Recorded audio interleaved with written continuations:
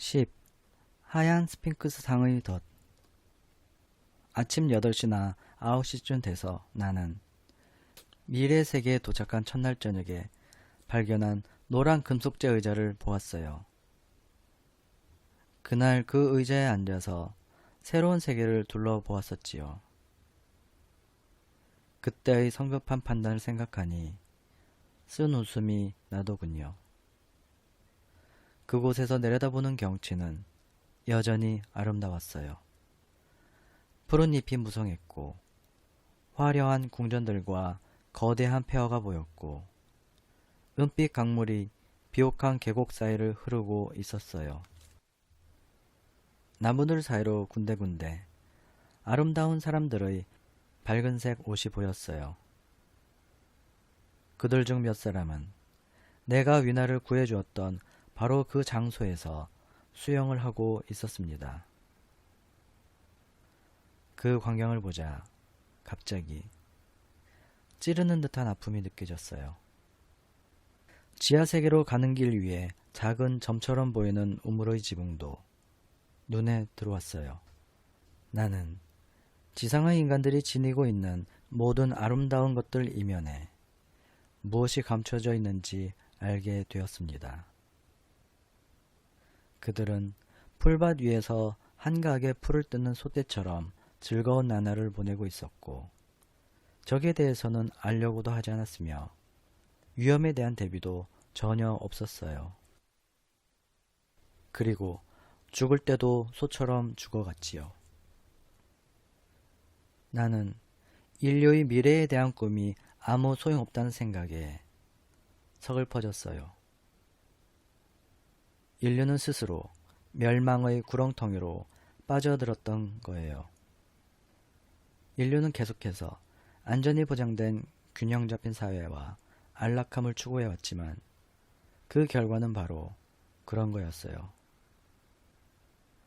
한때는 인류의 생활이 안전했던 때가 있었을 거예요. 그 시대에는 부자들에게는 부와 안락함이, 가난한 사람들에게는 생계와 일자리가 보장되어 있었을 것이고 모든 것이 완벽하게 균형이 잡혀 있는 만큼 실업 문제도 없고 해결해야 할 사회 문제도 없었을 거예요. 그 뒤로도 아주 평온한 시대가 얼마간 이어졌겠지요. 우리는 지능이 변화와 위험 속에서 얻어진다는 자연 법칙을 잊고 있을 때가 많습니다. 환경에 완벽하게 적응하게 되면 기계와 비슷한 삶을 살게 되고 그렇게 되면 우리는 지능을 필요로 하지 않게 됩니다. 하지만 지능은 습관과 본능이 힘을 발휘하지 못하게 되었을 때에만 활발히 작용합니다. 결국 위험에 처한 사람들만이 그 위험에 대처할 수 있는 지능을 유지해 나가는 것이지요. 따라서 내가 본 지상의 인간들은 아름다운 것들에만 관심을 갖게 되었고 지하의 인간들은 기계를 다루는 일에만 전념하게 된 거예요. 시간이 흐르면서 지하 세계의 식량이 바닥나기 시작했을 거예요. 그러면서 수천 년 동안 잊혀져 왔던 자연 법칙이 지하 세계에 다시 나타났을 겁니다. 지하의 인간들은 오랜 세월 동안 기계를 다루어 왔어요. 기계가 아무리 완벽하다 해도 때론 사람의 머리를 써야 하는 일이 있었을 테죠. 따라서 지하의 인간이 지상의 인간에 비해 인간적인 자질은 떨어질지 몰라도 새로운 일을 해나가는 능력은 더 있게 된 거예요. 그들은 고기가 다 떨어지자 오랜 습관에 의해 먹지 않던 사람 고기에 눈을 돌렸을 거예요. 그것이 내가 본 80만 2701년의 모습이었어요. 어쩌면 잘못된 추측일지도 모르지만 나는 그냥 내가 느낀 것을 그대로 전할 뿐입니다.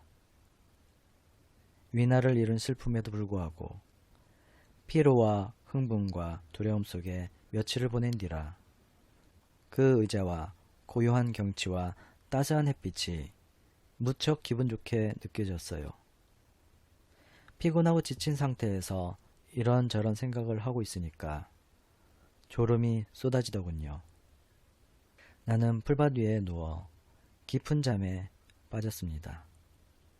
눈을 떠보니 저녁 해가 기울고 있었어요. 이제는 졸다가 몰록들에게 붙잡혀도 두려울 게 없었어요. 나는 기지개를 켠 뒤 하얀 스핑크스상이 있는 곳을 향해 걸었습니다. 한 손으로는 새막대를 들고 다른 손으로는 주머니 속 성냥개비를 만지작거리며 언덕을 내려갔지요. 그런데 예상치 못한 일이 나를 기다리고 있었어요. 스핑크스의 받침대 쪽으로 다가가는데 청동문이 열려 있었어요. 문은 문틀 밑의 홈 속으로 밀려 들어가 있었어요. 나는 그 앞에 멈춰서서 잠시 머뭇거렸어요. 문틀 저편에는 작은 방이 있고 그 한 귀퉁이의 조금 높은 데 위에 타임머신이 놓여 있었어요. 스핑크스의 받침대 속으로 들어가려고 그토록 준비를 했는데 이렇게 쉽게 들어갈 수 있다니. 나는 쇠막대를 던져버렸어요. 몸을 굽혀 안으로 들어가려는데 갑자기 몰록들의 생각을 알 것 같았어요. 나는 웃음이 터져 나오려는 것을 간신히 참고 청동문을 지나 타임머신이 있는 곳으로 갔어요. 놀랍게도 타임머신은 깨끗하게 닦여져 있었어요. 몰록들이 타임머신의 용도를 알아내려고 분해를 하지는 않았을까 걱정이 되었습니다. 내가 타임머신을 살펴보고 있는 동안 예상했던 일이 벌어졌어요. 갑자기 청동문이 아래에서 밀려 올라와 쾅 소리를 내며 닫혔어요. 나는 어둠 속에서 덫에 갇히고 말았어요. 아니, 몰록들은 그렇게 생각했겠지요. 나는 슬며시 웃음이 났어요. 그들이 다가오며 킬킬대는 소리가 들렸습니다. 나는 침착하게 성냥을 그었어요. 이제 발진 레버를 부착한 뒤 유령처럼 사라지면 되는 거였죠. 그러나 내가 미처 생각지 못한 일이 있었어요. 내가 가지고 있는 성냥으로는 성냥갑이 있어야만 불을 켤 수 있다는 사실이었죠. 얼마나 놀라고 당황했을지는 여러분도 짐작할 수 있을 거예요. 작은 괴물들은 이미 바로 내 앞에까지 다가와 있었어요. 한 명이 나를 만졌어요. 나는 어둠 속에서 그들에게 발진 레버를 휘두르고는 타임머신 안으로 기어 들어갔어요.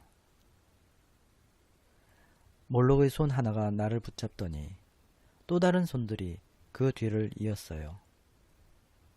이제 그들의 집요한 손길을 뿌리치고 빨리 발진 레버를 제자리에 끼우는 수밖에 없었어요. 그들은 발진 레버를 빼앗으려고 했어요. 잠깐 발진 레버를 놓쳤지만 몰록을 들이받아 레버를 되찾았어요. 어둠 속에서 몰록의 두개골이 울리는 소리가 들리더군요. 이 마지막 싸움은 숲속에서의 싸움보다 더 아슬아슬했어요.